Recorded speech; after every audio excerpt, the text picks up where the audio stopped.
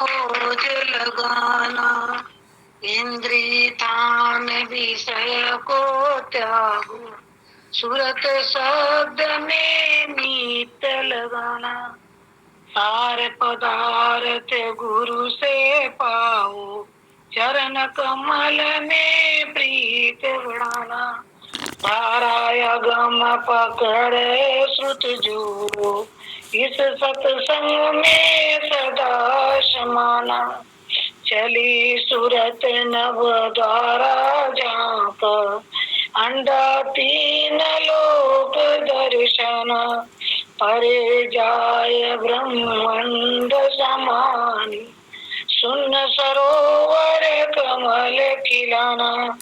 अब तो काल तला सब हार, मान सरोवर बैठ आना।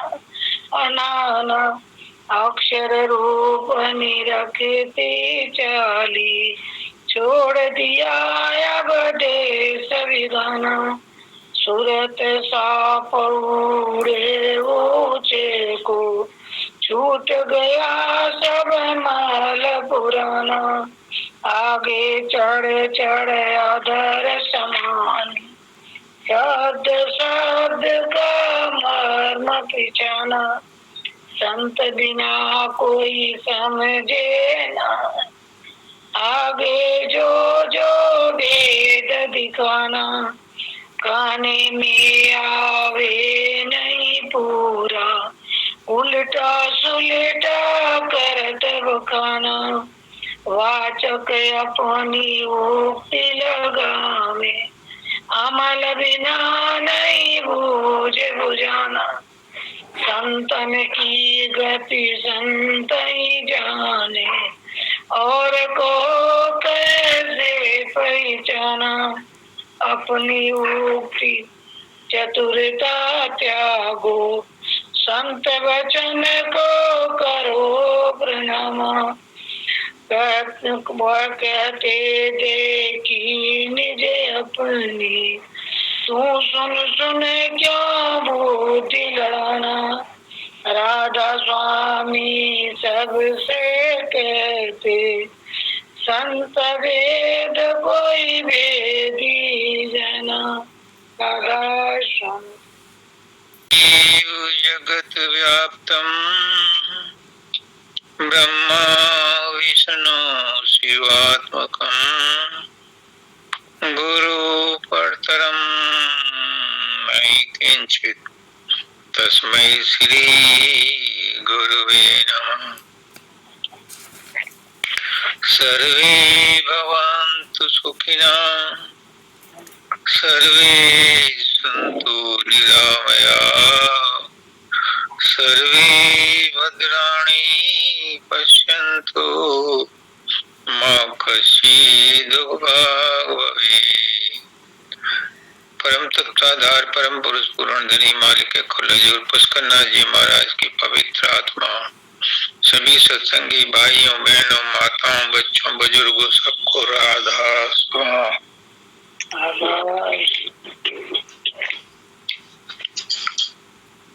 अभी जो शब्द पढ़ा हमारी मिश्रा बहन जी ने, मानव दयाल जी की याद आ गई।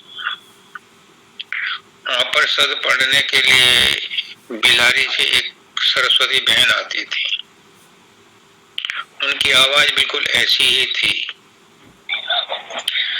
इसमें इन्होंने शब्द बहुत अच्छा पढ़ा, लेकिन जो लास्ट का वर्ड है इसमें जल्दी करते हैं। इसको भी थोड़ा खींच लो।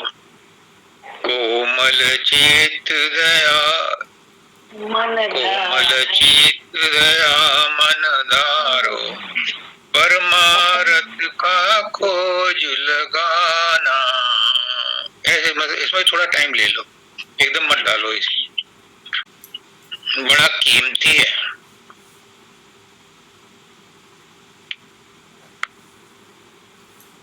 हमने एक वो थी कवि, किताब का नाम था सतसैया के दौरे। तो उसके लिए मशहूर था कि सतसैया के दौरे देखन में छोटे लगे घाव करें गंभीर। तो माता जी ने सत्संग छोटा दिया लेकिन बड़ा गंभीर है, और आज की तारीख के लिए सबके लिए बहुत जरूरी है।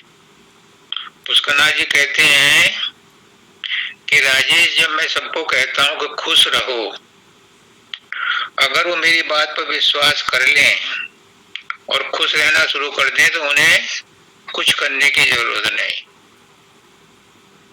सुमरन ध्यान करने की भी जरूरत नहीं। जब गुरु ने कहा खुश रहो तो खुश रहो, और जिंदगी का उद्देश्य खुश रहना है। हम सारा जिंदगी सब कुछ करते हैं, सुबह से लेकर के शाम तक और शाम से लेकर के सुबह तक। जो भी हम करते हैं, सुबह को उठते हैं,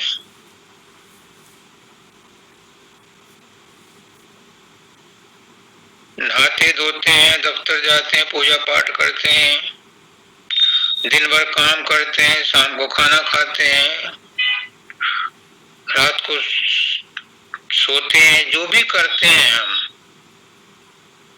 सुबह से लेकर शाम तक और शाम से लेकर सुबह तक, ये क्यों करते हैं? कोई पूछे अपने आप से, क्यों करते हैं? खुश रहने के लिए। नौकरी करते हैं खुश रहने के लिए, मकान बनाते हैं खुश रहने के लिए, रोटी खाते हैं खुश रहने के लिए, टट्टी पेशाब जाते हैं खुश रहने के लिए, बच्चे बनाते हैं खुश रहने के लिए। पर क्या कोई खुश है? यहाँ तक कि जो रोते हैं ना, वो भी खुश रहने के लिए। अगर रोने में खुशी ना मिले तो कोई ना रोए। दुख में रोते हैं, क्यों रोते हैं? कि हमें खुशी मिलेगी रोने में। नहीं, क्यों? पूछो।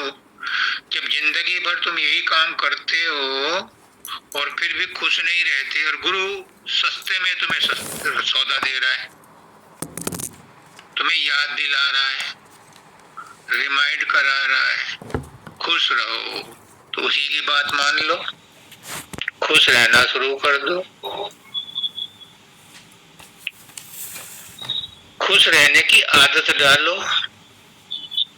संसार में खुशी नहीं मिलेगी, खुश रहने में खुशी मिलेगी। क्यों? हमारे व्यक्तित्व के 3 एस्पेक्ट हैं, स्थूल शरीर, सूक्ष्म शरीर और कारण शरीर। हम स्थूल शरीर को खुश रखने के लिए सब अड़ंगा करते हैं, तामझाम करते हैं। मन को खुश रखने के लिए टीवी देखते हैं, बातचीत करते हैं, पिक्चर देखते हैं, मोबाइल देखते हैं, मन को खुश रखने के लिए। आत्मा को भूल जाते हैं, वो भूखी पड़ी है बेचारी, उसको कोई नहीं देखता, इसलिए हम खुश नहीं रह पाते, खुशी नहीं मिलती। शरीर को थोड़ा बहुत सुख मिल जाता है, मन को भी थोड़ा बहुत सुख मिल जाता है, लेकिन आत्मा सारी जिंदगी भूखी रहती है। उसे किसी को पता ही नहीं कि आत्मा भी कोई चीज है, उसे भी खुश रखना है। अब आप पूछो आत्मा का भोजन क्या है, आत्मा को कैसे खुश रखें? बाबा शब्दानंद जी कहते हैं आत्मा का भोजन है सुमरन, ध्यान, भजन, परमात्मा के नाम का सुमरन। जो खुश रहना चाहता है, खुशी, माता जी ने कहा खुशी अंदर है। बंगल में छोरा और नगर में ढिंढोरा। खुशी अंदर है और हम ढूंढते हैं उसे मंदिरों में, मस्जिदों में, तीर्थों में, जंगलों में, गुफाओं में, पहाड़ों में, पर्वतों में। किसी को नहीं मिली। तुलसीदास जी कहते हैं, संत सुखी मन जीती हो। एक संत सुखी है जिसका मन बस में है। अगर मन बस में नहीं है तो कोई खुशी नहीं है, कोई सुखी नहीं है। क्यों? क्योंकि मन चारों तरफ भागता रहता है। संसार की कोई भी चीज मन को खुश नहीं रख सकती। विषय वासनाओं में जितना घी डालते रहोगे उतनी ही भड़केंगी।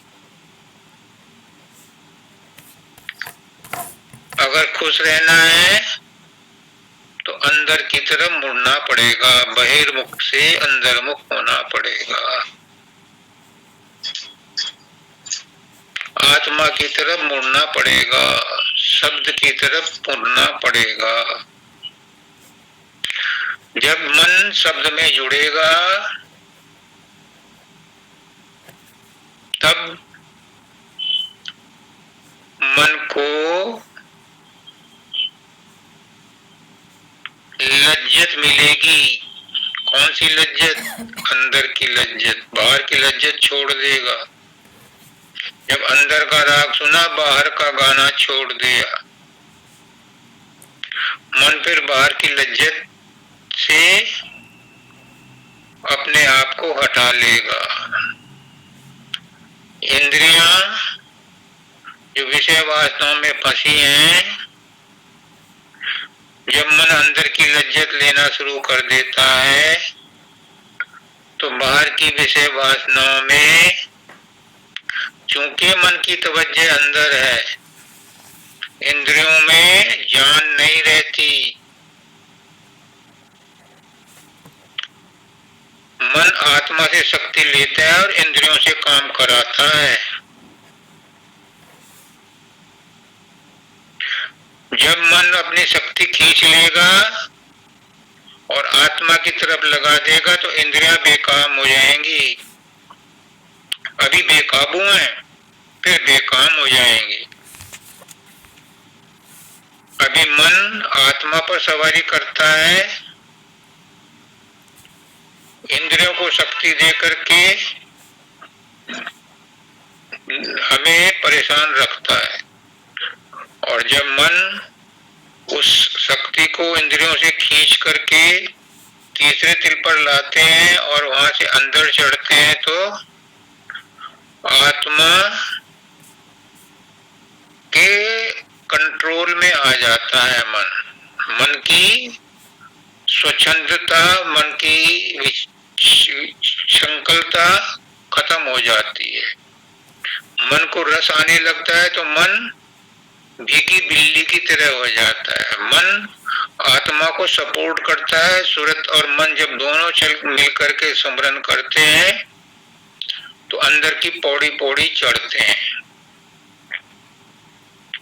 इसलिए अगर खुश रहना है तो अंदर में जाना पड़ेगा, संत बनना पड़ेगा। संत सुखी मन जीते।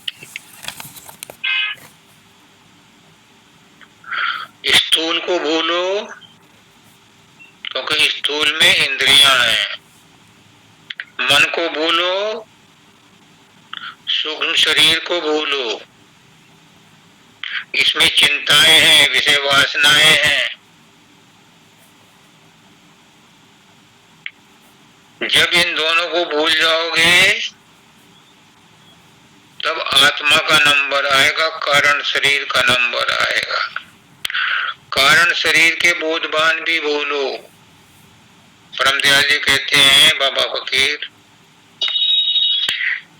कि जो आत्मा है ये तो एक गुठली है, गुठली, बीज रूप है, बीज। ये प्रकाश है, प्रकाश। और प्रकाश में जहाँ प्रकाश होता है वहाँ पैदा करने की शक्ति होती है। आत्मा तो गुठली है, ये तो बीज है, इसमें तो उगने की ताकत है। प्रकाश में वनस्पतियों को उगाने की ताकत है। जब तक आत्मा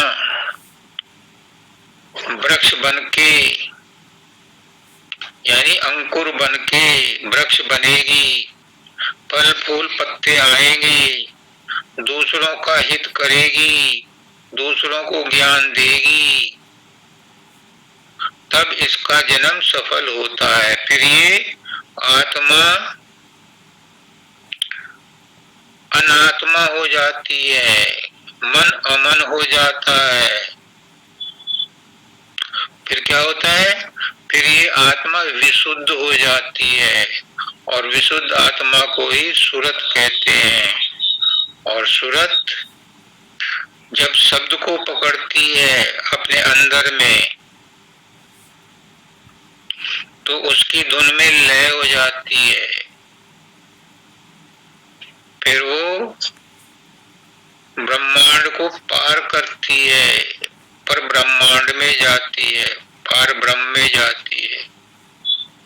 फिर पार ब्रह्म को पार करती है तो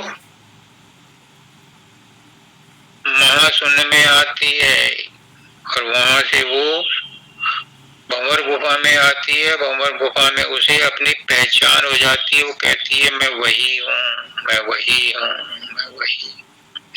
वहाँ सुंदर कृष्ण की बांसुरी बजती है, सोहम बंसी बजती है।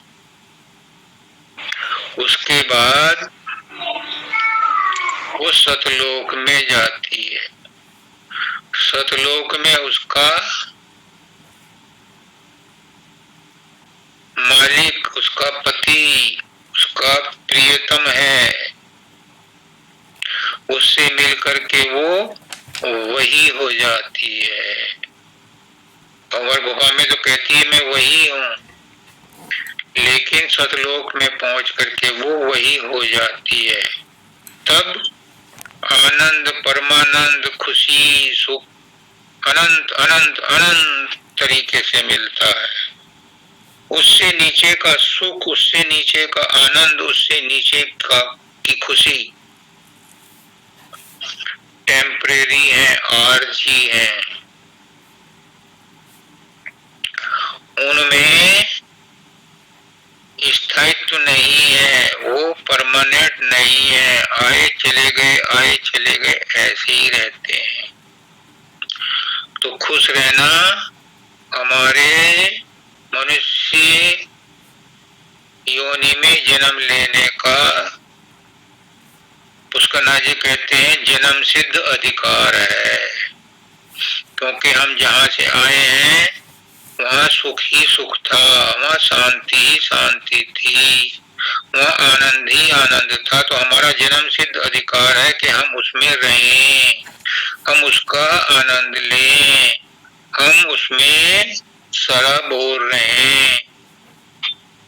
लेकिन मन और इंद्रियों के साथ मिलकर के हम अपने स्वरूप को भूल गए, अपने खुशी को भूल गए, और शरीर में और संसार में खुशी चाहते हैं, सुख चाहते हैं, और वो किसी को ना मिला ना मिलेगा। जिसको सुख चाहिए, जिसको खुशी चाहिए, जिसे आनंद चाहिए, वो अपने अंदर में जाए। खुशी हमारे अंदर में है। माता जी ने जो बात कही है ये 1,00,000% की बात है। खुशी हमारे अंदर में है, अंदर में ही मिलेगी। बाहर की खुशियों से घंटा 2 घंटे के लिए, महीना 2 महीने के लिए जी बहला लो, ये खुशी साथ नहीं जाएगी। साथ में खुशी वही जाएगी जो अंदर वाली है, जो शब्द के साथ मेल करने पर मिलती है।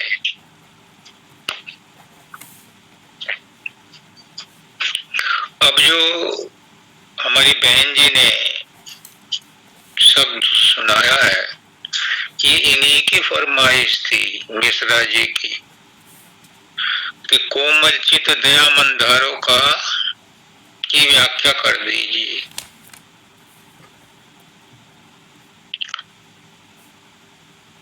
अब मैं इसकी क्या व्याख्या करूं?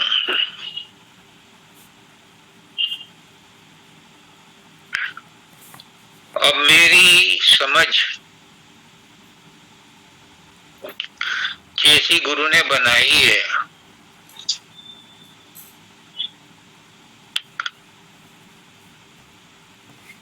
जो वो कहलवाना चाहता है, मैं गुरु गुरु नहीं हूँ, गुरु तो संत सदगुरु भक्त रविंदर पंडित जी महाराज हैं। मैं तो सेवक हूँ, सेवकों का सेवक हूँ। पुष्करनाथ जी ने मेरे नाम ड्यूटी लगा दी है कि सत्संगियों के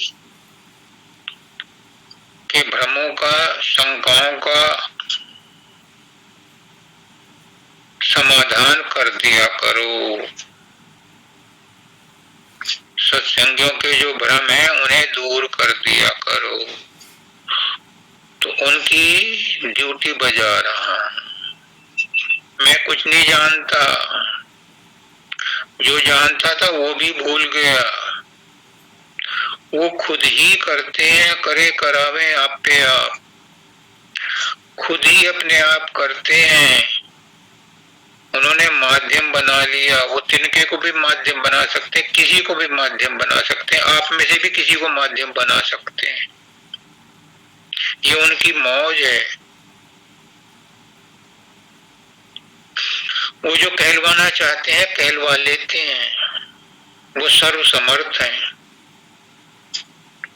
वही करवा रहे हैं अपने सत्संगियों को जिनका उन्होंने हाथ पकड़ा है, जिनको उन्होंने नाम दिया है। उनकी उन्नति के लिए वो ऊपर से ही शब्द भेज रहे हैं, ऊपर से ही वाणी भेज रहे हैं, ऊपर से ही संदेश भेज रहे हैं।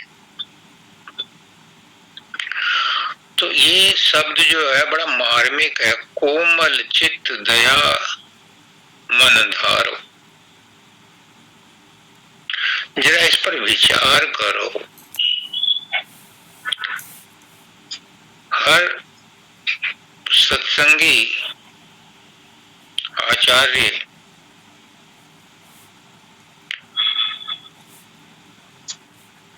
सब सदगुरु के स्वरूप हैं। सबके अंदर सदगुरु स्वयं मौजूद है। 2 मिनट के लिए आंखें बंद करो, मेरी प्रार्थना है, और अपने मन में सोचो कि कोमल क्या होता है, कोमल चित्त क्या होता है। 2 मिनट, 1 मिनट ही समझ लो कि कोमल चित्त क्या होता है। जब से मैंने ये संदेश मिला मुझे, तब से मेरे रहने का ढंग बदल गया, बोलने का ढंग बदल गया, सोचने का ढंग बदल गया। मैं अपनी बीती बता रहा हूं, इसीलिए मैंने आपको 1 मिनट और 2 मिनट का समय दिया है। कानों से मेरी सुनते रहो, लेकिन अंतर में ये सोचो कि कोमल क्या है। जब से मिश्रा जी ने मुझे कहा कोमल चित्त दया मन धारो, मेरे सोचने का ढंग बदल गया, खाने पीने का ढंग बदल गया, चलने फिरने का ढंग बदल गया। हर समय यही रहता है कि कोमल चित्त दया मन धारो का क्या मतलब है। कोमल चित्त कौन है? बच्चे को देखो, नवजात बच्चे को, कितना कोमल होता है।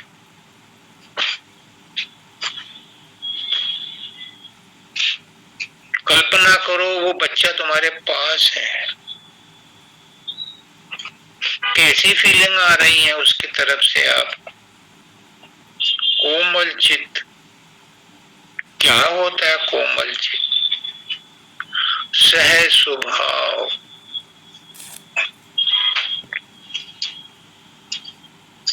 कोमल मुलायम,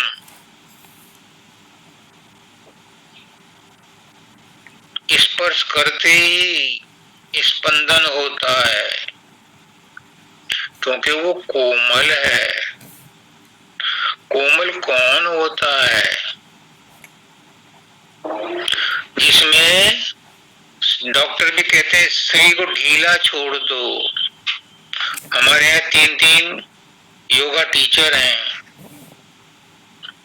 वो भी कहते हैं कि शरीर को ढीला छोड़ दो। स्वाभाविक रूप से सांस को आने दो, जाने दो, रुकने दो, वॉच करो क्या हो रहा है। कोमल चीज देखी आपने कभी? उसको टच करो, कोमल को। जब गुस्से में होते हो तो कोमल होते हो, जब काम वासना में होते हो तो कोमल होते हो, जब मोह वासना में जकड़े होते हो तो कोमल होते हो, लोभ में फंसे हुए हो तो क्या कोमल हो, अहंकार में जकड़े हुए हो तो क्या कोमल हो? कैसे समझाऊं? मेरा गुरु मजबूर है, शब्द नहीं मिल रहे, वाणी फेल है बताने के लिए कि कोमल कैसे वर्णन किया जाए, कोमल चित्त क्या होता है। सहज स्वभाव, बालक है, 15 दिन का, महीने भर का, कोमल है। क्या हाव भाव है उसके, कितना कोमल है। कोमल चित्त, स्वामी जी महाराज कहते हैं कोमल चित्त, अपने आप को कोमल चित्त बनाओ। अगर आप संत मत में आए हो तो कोमल चित्त बनो, अपने चित्त को कोमल बनाओ।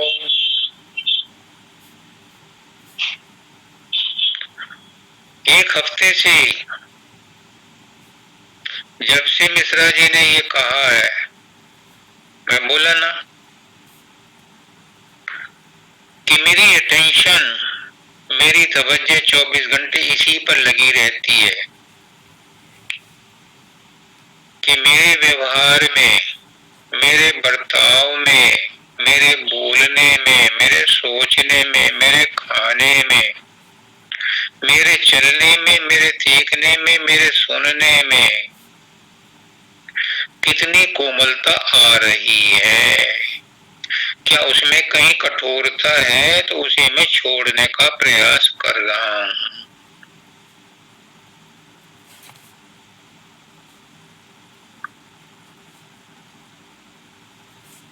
कोमलता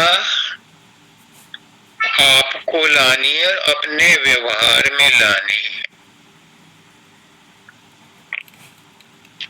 कबीरदास जी कहते हैं, सहे कुशब्द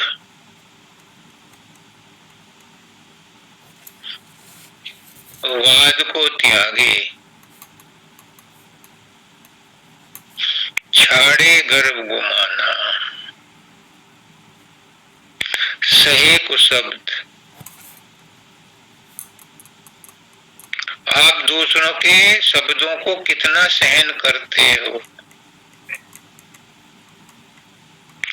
बहस कितनी करते हो, अपने आप को राइट, सही ठहराने के लिए कितनी कोशिश करते हो। तो कोमल चित्त कहाँ हुए?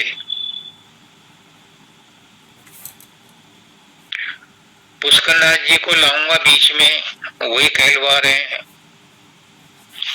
वो कहते हैं कि प्राकृतिक शक्तियां 24 घंटे कोमल चित हो करके आपकी सेवा कर रही हैं और फ्री में कर रही हैं। सबसे पहले धरती को देखो, खोद खाद धरती सहे, ऊट काट बन रहा है, और कटु वचन संत सहे और से सहा न जाए। कितनी उसमें तुम नींव खोदते हो, खंदक खोदते हो जमीन को। कभी उसने मना किया, कभी उसने बदला लिया। ठोकते हैं, ठोकर मारते हैं, ये तो रोज करते हैं। लेकिन खाइयां खोदते हैं, नहर खोदते हैं, जमीन को के अंदर बंकर बनाते हैं, जमीन के अंदर तहखाने बनाते हैं, बेसमेंट बनाते हैं, और एक एक नहीं, दो दो तीन तीन बेसमेंट भी बनते हैं मॉल में। क्या उस पृथ्वी ने कभी मना किया? जल है जल, पानी कितना कोमल है, कितना ठंडक देता है। कितनी गंदगी जल में डालो, सबको पवित्र कर देता है। उसको भी गंदा करते हैं हम। क्या ये गुण आप में है, मुझ में है? मुझ में तो नहीं है। मुझ में तो धरती वाला गुण भी नहीं है, मुझ में कोई गुण नहीं है, क्योंकि मेरा अस्तित्व ही नहीं है। अग्नि है, अग्नि में कितनी गंदगी डालो, कितनी कोमल है। जिस गंदगी को तुम घृणा करते हो, अग्नि उसे स्वीकार करती है बड़ी कोमलता से और साफ कर देती है।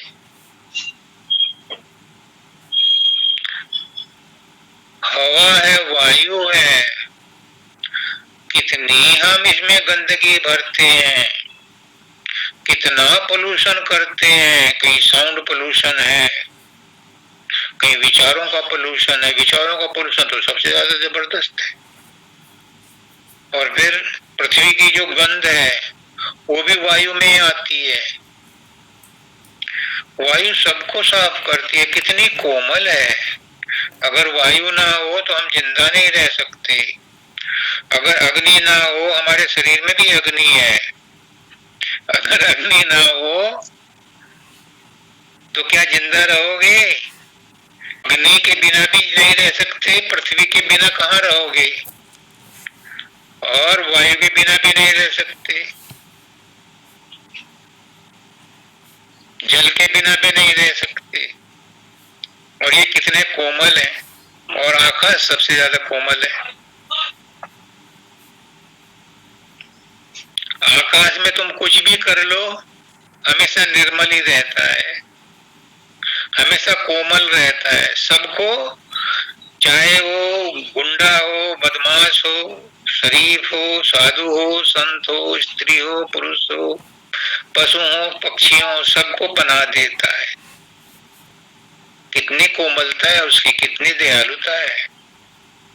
तो जब से मिश्रा जी ने, मैं इनका धन्यवाद अदा करता हूँ, इन्होंने शब्द भेजा, मेरे सोचने का ढंग बदल गया। मैं हर वक्त यही सोचता रहता हूँ कि कितनी कोमलता और लाऊं, कितनी कोमलता और लाऊं, कितनी कोमलता और लाऊं, कि इस शब्द के हिसाब से कोमल चित्त बन जाऊं। ये प्रैक्टिकल करने के लिए है, ये थ्योरी नहीं है। अगर आवागमन मिटाना है तो कोमल चित्त बनना पड़ेगा।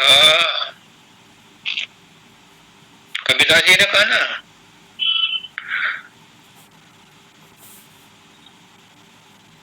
छाड़े गर्भ गुमाना।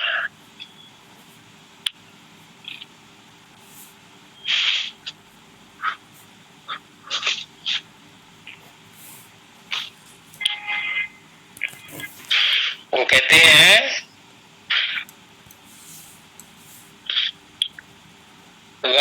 त्यागे, वाद विवाद को त्यागो। सहे कुशब्द, बात यहीं से शुरू हुई थी, सहे कुशब्द। तो ये प्राकृतिक शक्तियां सब सहती हैं, सहन करती हैं, और कभी गुस्सा नहीं करती। और हम जरा सी बात को सहन नहीं कर पाते तो हम कैसे बन जाएंगे कोमल चित्त। सहे कुशब्द वाद को त्यागे, छाड़े गर्भ गुमाना, सत्य नाम ताई को मिलिए कहे कबीर। अगर कोमल चित नहीं हुए तो सतनाम नहीं मिलेगा।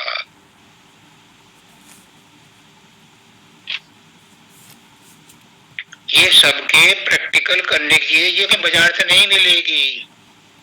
इसके लिए सुमरन ध्यान भजन करने की भी जरूरत नहीं है। बस अपने विचार को बदलना है, अपने व्यवहार को बदलना है, अपने आचरण को बदलना है। अब नया वर्ड आता है दया मन धारो। कोमल चित्त की तो काफी हो गई, अब किसी और का अगर कोमल हो जाए चित्त तो मैं उसके चरणों में नमस्कार करता हूं। कम से कम एक को तो छूत की बीमारी लगी। अब कहते हैं दया मन धारो। अब दया मन धारो का समझ लो क्या है। इनकी व्याख्या का मतलब ये नहीं है कि इनके डिक्शनरी में से मीनिंग ढूंढ करके बता दो और आपका काम हो जाएगा। अगर सच्चा उद्धार करना है तो उसकी तह में जाओ, उसे अंदर अपने घट में, अपने दिल में, अपने खोपड़ी में, अपनी आत्मा तक पहुंचने दो, उसे रोको मत। ये मौका मिला है, इसे अंदर घुस जाने दो। ये अकेला एक लाइन ही तुम्हारा कल्याण कर देगी, एक ही लाइन। अगर इस लाइन पर हमने अमल कर लिया, कुछ करने की जरूरत नहीं। दया मन धारो। कबीरदास जी क्या कहते हैं? दया राख धर्म को पाले, जग से रहे उदासी, अपना सा शिव सब का जाने, ताहि मिले अविनाशी। क्या है दया? एक दया तो है कि गुरु को याद करो तो उसकी दया मिलेगी, परमात्मा को याद करो तो दया मिलेगी। आप याद लिखो एक पर्चे पे, याद, और उसे लाइट के सामने उल्टा कर दो तो वो दया बन जाएगी। जितना परमात्मा को याद करोगे दया बन जाएगी, पर ये दया परमात्मा की है, तुम्हें दया करनी है। कबीरदास जी कहते हैं, स्वामी जी महाराज कहते हैं, बच्ची ने फोन उठा लिया, लगा थप्पड़। मैंने देखा है सड़क पर जरा सी गाड़ी टच हुई और गोलियां चल पड़ी। जरा सी किसी ने चलते चलते ठसक मार दी, पूनी लग गई तो बवाल हो गया।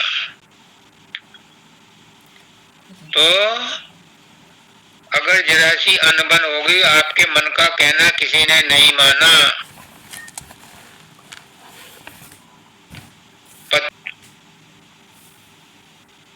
दया राख धर्म को पाले। कौन सा धर्म? सबके धर्म अलग अलग हैं। पत्नी का धर्म, पति का धर्म, बच्चों का धर्म, सास का धर्म, ससुर का धर्म। विद्यार्थी का धर्म, माँ बाप का धर्म, ब्रह्मचर्य का धर्म, गृहस्थी का धर्म, संन्यास का धर्म, वानप्रस्थी का धर्म, जाने कितने धर्म। सबके लिए अलग अलग मापदंड बनाए हैं कि दया कैसे करनी है। जीव पर दया करो। जैनियों का तो मेन मंत्र है अहिंसा। क्यों करते हैं? दया। देवता, दानव और मनुष्य गए ब्रह्मा जी के पास, हमें शिक्षा दो, हमें कुछ बतलाओ। तो ब्रह्मा जी ने देवताओं को कहा दो। फिर उनसे पूछा समझ गए? हाँ जी समझ गए। क्या? दया करो, जीवों पर दया करो।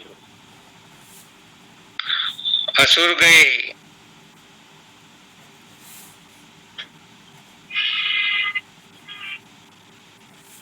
उन्होंने कहा हमें शिक्षा दो। तो ब्रह्मा जी ने कहा दो। पूछा समझ गए? हाँ जी समझ गए। क्या? दमन करो,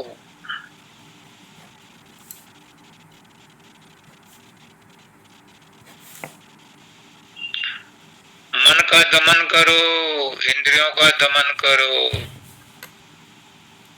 फिर गया मनुष्य, उसने कहा मुझे भी शिक्षा दो। उसे भी कहा दो।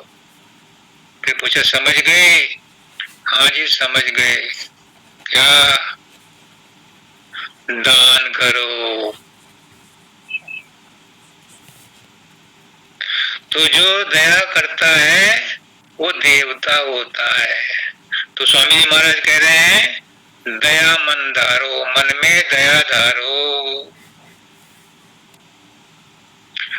मन में उदारता धारो, मन में सहिष्णुता धारो, सिंपैथी, एम्पैथी। गुरु कैसे समझाए? वाणी साथ नहीं दे रही, डिक्शनरी के शब्द काम नहीं आ रहे उस भावों को व्यक्त करने के लिए जो इन शब्दों में लिखा है।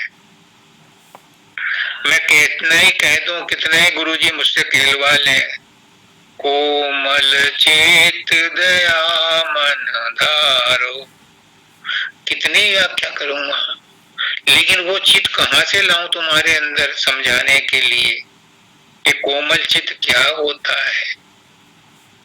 दया मन धारो, कैसे मन में दया धारोगे? और एक के प्रति नहीं, सबके प्रति धारो।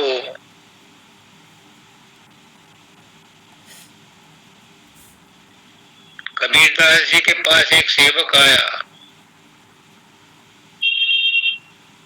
कि मेरे गांव वाले मुझ पर ताना मारते हैं कि तूने कैसा गुरु किया है,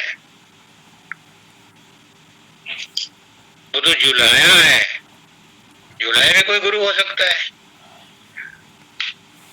तो आप आओ मेरे गांव में और सत्संग दो तो उनकी कुछ बुद्धि खुले। तो कहा ठीक है आएंगे, संडे को आएंगे, संडे का सत्संग वहीं होगा। चित दया मन धारो, जब तक कोमल चित्त नहीं बनाओगे अपना, जब तक मन में दया नहीं धारोगे, कितना ही सत्संग सुन लो, कितनी किताबें पढ़ लो,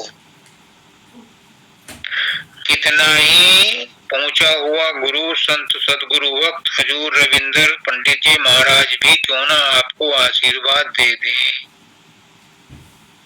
संत सदगुरु तो वही है, मैं तो आप लोगों का सेवक हूँ। जो पुष्करनाथ जी ने मुझे ड्यूटी दी है वो बजा रहा हूँ और बड़े दीनता के साथ हाथ जोड़ करके सबसे कहता हूँ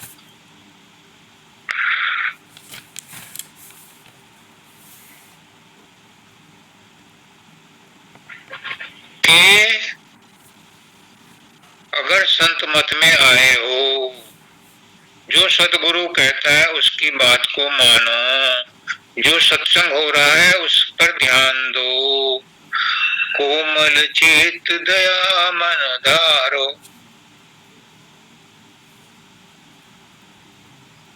क्या कुछ अंदर में हुआ? कुछ सुरसुरी हुई? कोमल चित्त कुछ शुरुआत हुई? मन में दया का कुछ स्फुरना हुई? तो अगले लाइन पकड़ो। और जब यही नहीं शुरुआत हुई तो फिर आगे भी जो कहूंगा वो पानी में बह जाएगा। ये कुर्बानी का मार्ग है, ये कुर्बानी का मार्ग है, ये सरेंडर का मार्ग है, ये समर्पण का मार्ग है, ये कठिनाई का मार्ग नहीं है। कठिन प्रयास नहीं कराए जा रहे। कह तो ने कोमल चित दया मन धारो। चित्त को कोमल करो और मन में दया धारो। कोई मशक्कत करवा रहे हैं, कोई फावड़ा चलवा रहे हैं, कोई दान मांग रहे हैं तुमसे कुछ?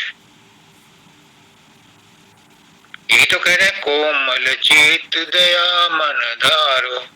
फिर परमारथ का खोज लगाना।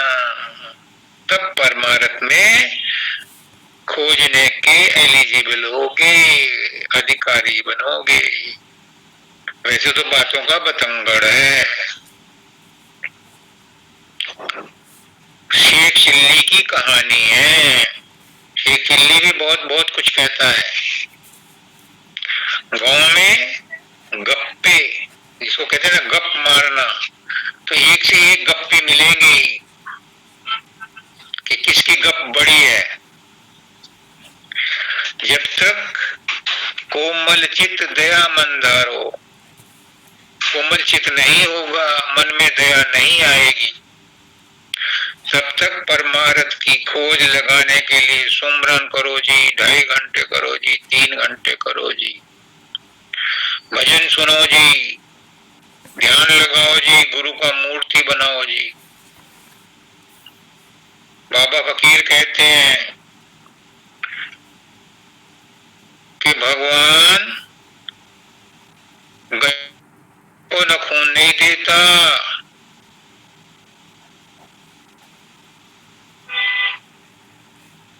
कोड़ी को न खून नहीं देता। क्यों? क्योंकि वो अपने शरीर में घाव कर लेगा। इसलिए जिनका मन कोमल, जिनका चित्त कोमल नहीं है और मन में दया नहीं है, अगर वो परमार्थ में लग रहे हैं, मेरी तरह से 42 साल तो मुझे हो गए, जन्म जन्मांतरों तक ऐसी लगे रहेंगे। जब तक कोमल चित्त नहीं होगा और मन में दया नहीं आएगी, परमार्थ की खोज नहीं होगी।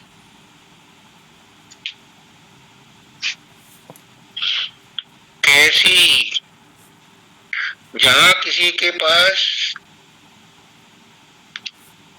अपने जानने वाले के एक्सीडेंट हो जाए, परिवार में किसी को चोट लग जाए, बुखार आ जाए, और यही है जयश्री, सुबह शाम रोज इसको फोन करता हूं, क्योंकि मुझे इसके प्रति दया भी है, करुणा भी है, और मेरा चित्त इसके प्रति कोमल भी है। इसका हाल चाल पूछता हूं। किसी की भी खबर मिल जाए, संसार में रहते हो तो संसार वालों की भी आपको, अगर उसे कहते हैं एम्पैथी, सहानुभूति है, तो वो आपके लिए, संसार के लिए दया बन जाएगी। कहते हैं कि हे परमात्मा उसकी बीमारी ठीक कर दे, तो ये क्या है? दया है उसके प्रति। और परमार्थ में क्या दया है?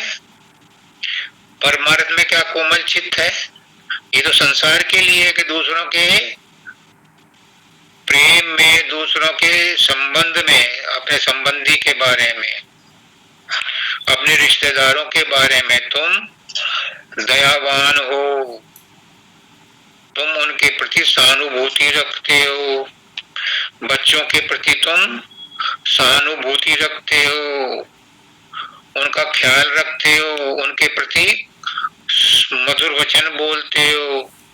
ये संसार है। और परमार्थ के लिए, परमार्थ के लिए कोमल चित्त जब हो जाएगा तो सूरत शब्द में जुड़ी रहेगी। इसलिए कहते हैं कोमल चित्त धारो, ताकि चित्त, परमात्मा सबसे कोमल है, शब्द सबसे ज्यादा कोमल है, तो चित्त कहाँ लगा रहेगा? कोमलता में लगा रहेगा, शब्द में लगा रहेगा। परमार्थ वालों के लिए पहले व्यवहार में कोमलता लाओ, और फिर जब अंदर में घुसो तो शब्द के साथ जब तुम जुड़ोगे तो वो कोमलता है। दया मन धारो, व्यवहार में भी दया धारो। और परमार्थ के लिए पुष्करनाथ जी बार बार कहते थे, मानव दयाल जी भी कहते थे, शब्दानंद जी भी कहते थे, बाबा फकीर भी कहते थे, अरे सत्संगियों अपने ऊपर दया करो। ये परमार्थ वाले को नहीं कह रहा हूं, उसकी तो मैंने बात ही कबीर साहब की बता दी। व्यवहार के लिए तो वो दया है, व्यवहार के लिए तो वो कोमल चित्त है, और परमार्थ के लिए कोमल चित्त है कि जब तुम सबसे ज्यादा कोमल जो अंदर में तत्व है वो है शब्द, उसके साथ जुड़ोगे तो तब तुम कोमल चित्त बनोगे। आत्मा या सूरत, विशुद्ध आत्मा जब शब्द के साथ जुड़ेगी तो वो कोमल चित्त हो जाएगी। और दया मन धारो, अपने ऊपर दया करो। क्या दया करो? अरे 84 लाख योनियों के बाद ये मनुष्य जन्म मिला है, इसे संसार में कौड़ियों के भाव मत खो, मत बर्बाद करो। ये गोल्डन अपॉर्चुनिटी है, अपने ऊपर दया करो। दूसरों पर दया करो वो व्यवहार है, पर अपनी आत्मा पर दया करो। जो गुरु ने तुम्हें रास्ता बताया है उस पर चलो। अंदर में अपने मन को साफ करो, मन में शांति लाओ। जब बाहर का मन चित, बाहर का व्यवहार ठीक होगा तो मन शांत होगा, मन निर्मल होगा। निर्मल मन मोहे, निर्मल मन क्या है वो? निर्मल जनमन सो मोहे पावा, मोहे कपट छल छिद्र न भावा। हाँ, देखो तुलसीदास जी ने साफ कह दिया कि जिसका निर्मल मन नहीं है वो मुझे प्यारा नहीं है। तो मन को निर्मल करो, और जब मन निर्मल होगा तो अंदर में सूरत के साथ शब्द को पकड़ेगा, और शब्द को पकड़ेगा तो वो त्रिकुटी में जाकर के आराम करेगा। वो है परमार्थ के लिए दया मन धारो। तब परमार्थ की खोज लगाना। पुष्करनाथ जी कहते हैं मेरी गारंटी है इतनी देर में मुक्ति मिल जाएगी, अगर ये दोनों चीजें हो जाएं। करो, चैलेंज स्वीकार करो। ये बातों का पुलाव नहीं है, ये शब्दकोश का की शब्द ढूंढ करके उसकी व्याख्या नहीं है। ये आत्मा की व्याख्या है। फिर आगे क्या कहते हैं, इंद्रिय थान विषय को त्यागो। ये ऊपर की लाइन तभी फुलफिल होगी, कंडीशन है, एक दूसरे से कनेक्टेड है, ये इंडिपेंडेंट कुछ नहीं है। सारा कॉस्मोस, एंटायर प्रकृति, ये विराट, ये अव्याकृत, ये हिरण्यगर्भ, सब एक इकाई है। तो पहली वाली लाइन तब फुलफिल होगी, उस पर तब तुम कर पाओगे जब इस लाइन पर एक्शन लोगे। क्या? इंद्रिय थान विषय को त्यागो। प्रेम सुख कह देना आसान है, करना मुश्किल है। संत मत में कोई कठोर काम नहीं है, बहुत आसान है संत मत, लेकिन इस पर चलना बहुत कठिन है। इंद्रिय थान विषय को त्यागो, तब ऊपर की बात पूरी होगी। अगर ये फेल हो गए तो कितना ही तुम कोमल चित बन जाओ और कितना ही दयामंदार हो। अगर इंद्रियों पर कंट्रोल नहीं है तो कुछ नहीं है।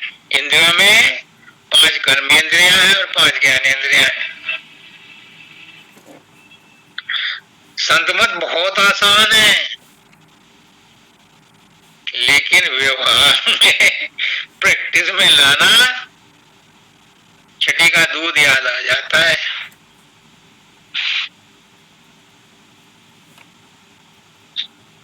शब्दानंद जी महाराज ने आखिरी समय में 15 दिन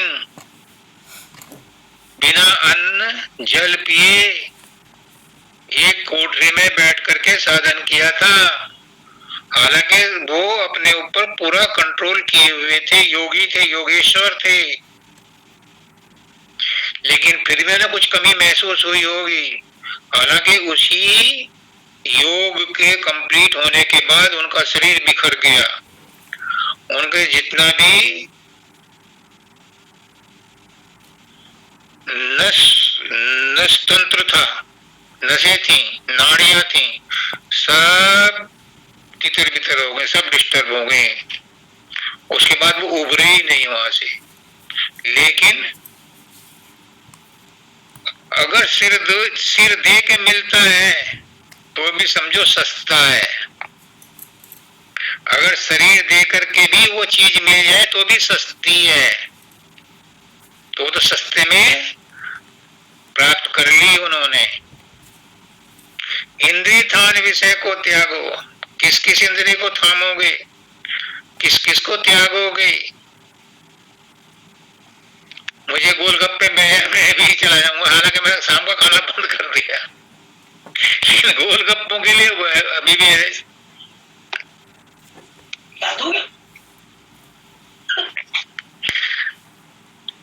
ऐसे एक मंत्री थे, मीटिंग में जा रहे थे, इलेक्शन मीटिंग में, रास्ते में गोलगप्पे वाला गया, उसने कहा कि रोक ले भाई गाड़ी। सारे कमांडो इकट्ठे हो गए कि मंत्री जी क्यों रोक रहे हैं, कोई खतरा है क्या। पता चला कि वो तो पानी बतासे खाने गए, चाट पपड़ी खाने गए। एक एक इंद्रिय का हाल मैं नहीं कह सकता कि कितनी आप जबरदस्त आपको चाट है और कैसे उसको रोकोगे। ऊपर की दोनों बातें तभी सक्सेसफुल होंगी, तभी कामयाब होंगे जब इंद्रिय थान विषय को त्यागो। और सुरत शब्द में नित्य लगाना, सुरत शब्द में नित्य लगाना, नित्य नहीं लगाना। वो तो 24 घंटे है, लगी हुई है, उधर फोकस करना है। अभी भी मुझे कहते हैं 2-4 सत्संगी हर समय हो रहा है सब, मैंने कहा होगा, होता ही है, शब्द तो वहां है, हमारी ही अटेंशन वहां नहीं है, हमारा ही मन वहां नहीं है, शब्द तो वही है। शब्द तो जब से सृष्टि चली है, जब से रचना प्रारंभ हुई है, तब से गूंज रहा है, उसमें कमी नहीं आई। हमारी ही तवज्जो वहां नहीं है, तो नित नहीं लगाना। उसका नाथ जी फिर कहते हैं 24 घंटे बैकग्राउंड में रखो, मतलब हर समय उसे अटेंड करो। सूरत तो शब्द में 24 घंटे लगी हुई है, तुम्हें वहां अटेंशन पे करनी है, साक्षी के रूप में वहां प्रेजेंट रहना है।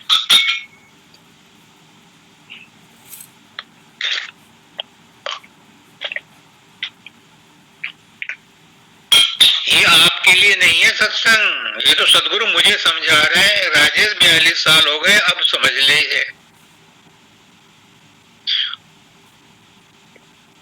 आपके ऊपर उपकार नहीं कर रहे वो तो राजेश के ऊपर कर रहे हैं। आपको तो फ्री फंड में लुभाव में मिल रहा है।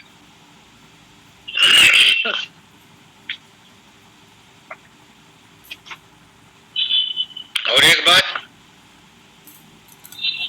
तीसरी लाइन इससे भी ज्यादा इंपॉर्टेंट, क्या?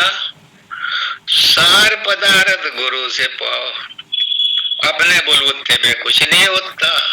पुष्कना जी बार बार कहते थे, अपने बुलबुत्ते में कुछ नहीं होता, ये काम तो सार पदार्थ गुरु से पाओ। नाम रहे सतगुरु आदीना, बिना गुरु की मदद के, बिना गुरु के सत्संग के, बिना गुरु के सहयोग के, बिना गुरु के मार्गदर्शन के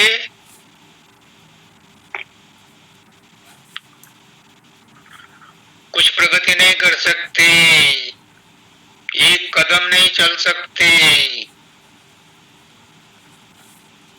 कदम कदम पर खतरा है, कदम कदम पर खतरा है। अनजान जगह है, पगडंडी बहुत नीड़ी है, एक बार पैर फिसला तो गए खाई में, हड्डी पसली टूट जाएगी और निम्न योनियों में जन्म लेना पड़ेगा।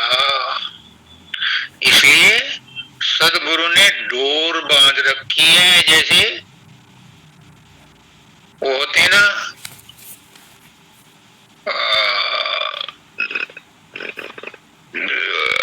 पहाड़ों पर चढ़ाई करने वाले माउंटेनियर्स, वो क्या करते हैं, अपने कमर में रस्सी बांध करके चलते हैं और किसी चीज में अटका करके तब जा करके, ताकि अगर वो अपने रास्ते से गिरे भी तो उस रस्सी के सहारे वो जमीन पर न गिरे, कहीं ना कहीं अटक जाए। तो गुरु ने भी रस्सी बांध रखी है, जब नाम दिया है तो वो रस्सी बांध ली है, वो शब्द की डोर बांध दी है सबके साथ में। और कहते हैं इस शब्द की डोर के साथ पौड़ी पौड़ी धीरे धीरे चला, बेटा मैं तेरे साथ चल रहा हूँ, पर चलना तुझे पड़ेगा, मैं गोदी में उठा कर नहीं ले जा सकता, और फिर मेरे तो वैसे भी कमर में दर्द है, मैं कैसे किसी को गोदी में ले जाऊंगा उठा के। गुरु की बिना मदद के, बिना मार्गदर्शन के, बिना ज्ञान के कोई भी चीज समझ में नहीं आएगी। और गुरु ने कहा है कि मैंने जो रास्ता बताया है मैं इस पर चला हूं, चल करके आया हूं, मैंने देखा है मानसरोवर, मैंने देखा है, चाइना में नहीं है, खोपड़ी में है। और वहां कितनी नदियां पार करनी पड़ती हैं, कितने कष्ट उठाने पड़ते हैं, तब वहां पहुंचा जाता है। वहां नहा करके आत्मा कैसे पवित्र होती है। चल बेटा मैं तुझे ले चल रहा हूं, तो चल मेरे साथ। तो सार पदार्थ गुरु से पाओ, और चरण कमल में प्रीत बढ़ाना। चरण कमल में प्रीत बढ़ाना। बिना प्रेम के गुरु नहीं रीझता। कितने ही सत्संगी होते हैं, लेकिन गुरु से कितने प्यार करने वाले होते हैं, और गुरु किनको प्यार करता है। एक लिस्ट तो वो होती है जो गुरु को प्यार करते हैं, उसमें तो सारे ही सत्संगी आ जाते हैं। जो गुरु के लिए खाना भी लाते हैं, जो गुरु के लिए कपड़े भी लाते हैं, जो गुरु को गुड़ भी देते हैं, मिठाई भी देते हैं, फूल माला भी लाते हैं, केले भी लाते हैं। गुरु महाराज की शारीरिक सेवा भी करते हैं, धन की भी सेवा करते हैं, मन की भी सेवा करते हैं, बहुत से हैं। लेकिन एक गुरु के पास लिस्ट है कि गुरु किनको प्यार करता है। एक भगत था, ऋषि मुनि था, नारद जी आए, बहुत दिनों से तपस्या कर रहा था। तो नारद जी आए तो उनके हाथ में एक लिस्ट थी। तो उन्होंने कहा, नारद जी ये लिस्ट काहे की है? कहने लगे ये वो लिस्ट है जो उनकी लिस्ट है जिनको जो परमात्मा को याद करते हैं। तो मेरा भी कहीं नाम होगा। हनुमान जी ने भी यही कहा था कि देखो मेरा भी नाम है क्या? तो हनुमान जी को भी कह दिया था कि नहीं, तुम्हारा नाम नहीं है इस लिस्ट में। उस भगत को भी यही कह दिया कि तुम्हारा नाम नहीं है। उन्होंने कोई बात नहीं, परमात्मा भूले नहीं है। मेरे ही समर्पण में कुछ कमी रहेगी और ज्यादा करूंगा। परमात्मा पे दोष नहीं लगाया।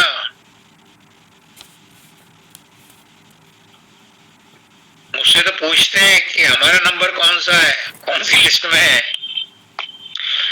उसने नहीं पूछा। जब दोबारा की लिस्ट लेकर के आए तो उसने कहा कि ये कौन सी लिस्ट है? कि ये वो लिस्ट है जिसे भगवान याद करते हैं। अब तो इसमें तो मेरा नाम होने का मतलब ही नहीं। अगर नहीं, सब पे टॉप पर तुम्हारा ही नाम है, तुम्हें ही याद करते हैं।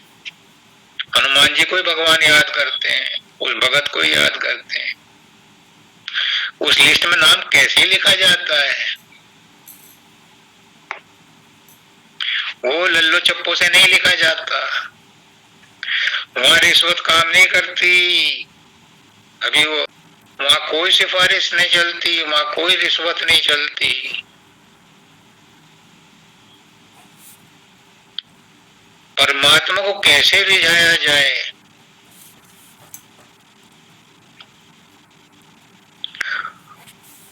उनका खुश होना है मुश्किल, क्योंकि वो अपनी इच्छाधारी हैं।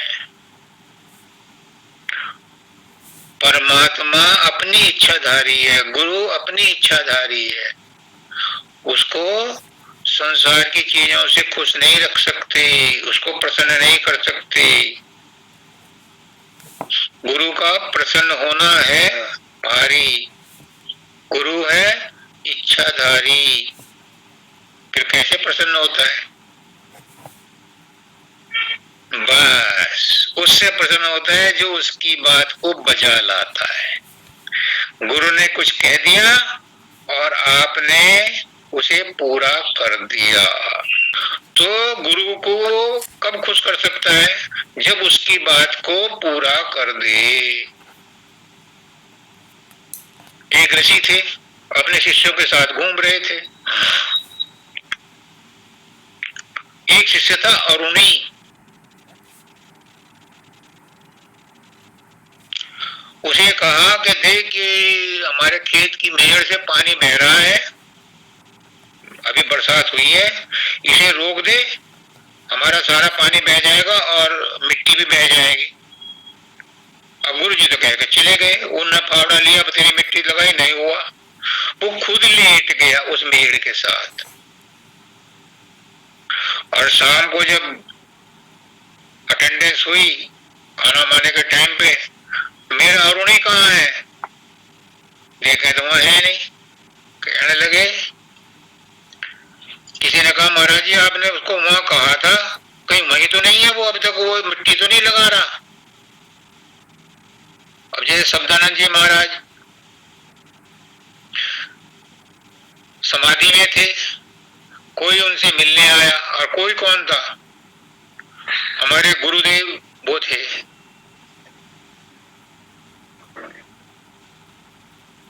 गुरु प्रसाद जी। तो माता जी ने कहा कि गुरु प्रसाद जी आए, मतलब वो आए थे और उनको प्रसाद नहीं मिला और आप समाधि में थे। शब्दानंद जी महाराज उनके घर गए प्रसाद लेके, पता चला वो तो खेत में, तो खेत पे गए और वहां जाते हुए चप्पल टूट गई शब्दानंद जी महाराज, पर उन्हें प्रसाद वहीं दे के आए। ऐसे ही वो गुरुजी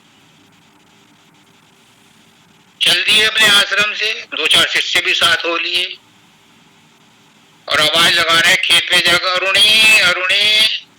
तो वहां से कप कप आती हुई आवाज आई, क्योंकि वो तो लेटा हुआ था ठंड में वैसे ही, और शरीर भी फूल जावे पानी में पड़े पड़े। हाँ गुरुजी। जब नजदीक पहुंच गए, तू कहाँ है? मैं तो यहाँ पानी रोक रखा है, आपने कहा आपका आदेश था। उन्होंने उसे उठाया, अपने साथ लाए, बड़े प्रसन्न हुए कि देखो इसने मेरी बात पूरी कर दी। उसको औरों को तो 12 साल बाद स्नातक की उपाधि दी, उसको उसी दिन उपाधि दे दी, जा तो स्नातक हो गया। शब्दानंद जी महाराज कहते थे कि जो गुरु की बात को पूरा कर देता है वो उसका उसी दिन नामदान हो जाता है, उसका उद्धार हो जाता है। तो गुरु किस चीज से प्रसन्न होगा? जो उसकी बात को मान ले, उसके कहने को पूरा कर दे, इफ एंड बट नहीं लगावे। आपने ऐसा क्यों कर दिया? अच्छा भाई मैं वापस लेता हूं अपने शब्द।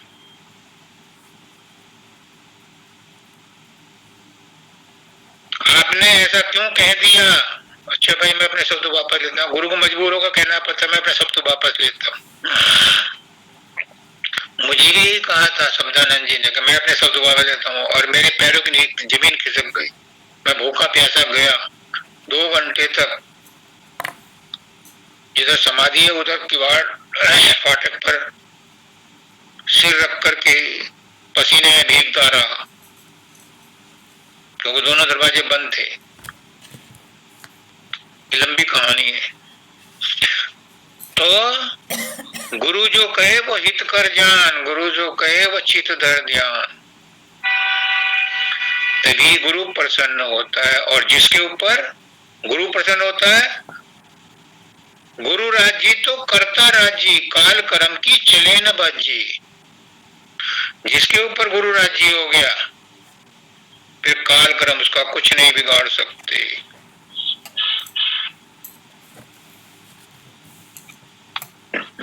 फिर उसका जमाना कुछ नहीं बिगाड़ सकता, उसे सतलोक से कोई नहीं रोक सकता। मानवदया जी कहते हैं, मेरे पास चिट्ठी है उनकी, कि राजेश जरूरी नहीं कि हर सत्संगी उन सारे मंडलों को पार करे जो स्वामी जी महाराज ने सार वचन में लिखे हैं। संत सदगुरु वक्त के अंदर इतनी ताकत है कि किसी भी गुरुमुख को सीधा महाशून्य तक पहुंचा सकता है और पहुंचाता है। संत सदगुरु वक्त के अंदर ताकत होती है, वो अनहोनी को भी होने कर देता है। पुष्कला जी कहते हैं कि उनके शब्द में, जैसे भगवान के शब्दकोश में इम्पॉसिबल वर्ड नहीं है, ऐसे ही गुरु के शब्दकोश में भी इम्पॉसिबल वर्ड नहीं है, क्योंकि गुरु भी तो परमात्मा ही है, तो इसलिए उसके लिए भी कोई असंभव नहीं है। ये असंभव तो उन लोगों के लिए है जो गुरु पर विश्वास नहीं रखते। बाबा फकीर के जो है कितने उदाहरण हैं, कितने उदाहरण हैं जिन्होंने उन पर विश्वास किया उनके काम हो गए, जिन्होंने नहीं किया उनके नहीं हुए। तो समय हो गया काफी और शब्द है बहुत, लेकिन इस शब्द में और शब्दों में तो आखिरी लाइन ज्यादा इंपॉर्टेंट होती है, लेकिन इस शब्द में तो ऊपर ही 2 लाइन में उन्होंने सारा निचोड़ दे दिया। इन्हीं 2 लाइनों को, एक ही लाइन को मैं और छूट देता हूं, मैं गारंटी लेता हूं गुरु की तरफ से,